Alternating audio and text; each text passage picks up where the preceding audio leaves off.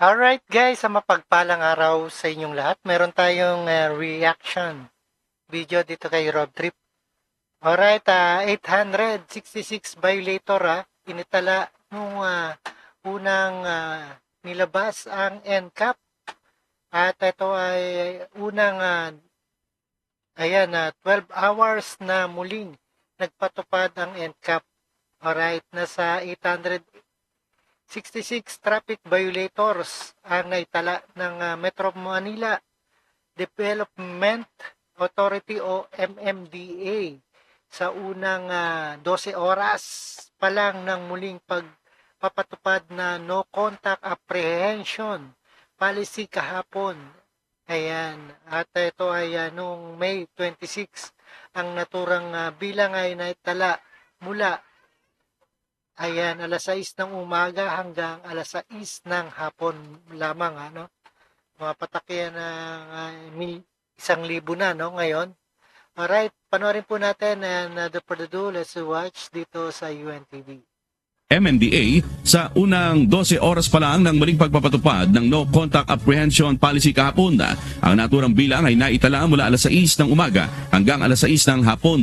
Ayon kay MMDA Chairman Attorney Don Artes, dadaan pa sa review bago nila tuluyang patawan ng multa ang lumabag sa... Ayan, importante dyan, may camera kayo guys at i-contest nyo kung maling pagpataw ng AI, no? Mali rin yan. Alright. At ito ay kaya lang sagabal sa ating trabaho, no? NCAP. Halimbawa, anya nito ang nadetect ng AI camera ng mga ambulansya na dumaan sa EDSA busway, gayong pinapayagan naman ito at ang mga violator sa Commonwealth Avenue sa bahagi na wala ng signages at hindi maayos na road markings.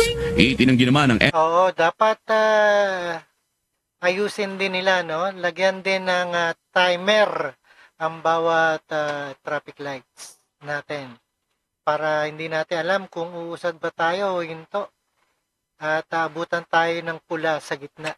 MMDA ang paratang ng ibang mga netizen na negosyo lang ang NCAP. Oo, talagang negosyo lang ang NCAP, no? At maraming nagagalit na mamayan ukol dito. So, yung criticism po na pera-pera yan, unang-una, hindi ka naman mape-penalize kung hindi ka magpa-file.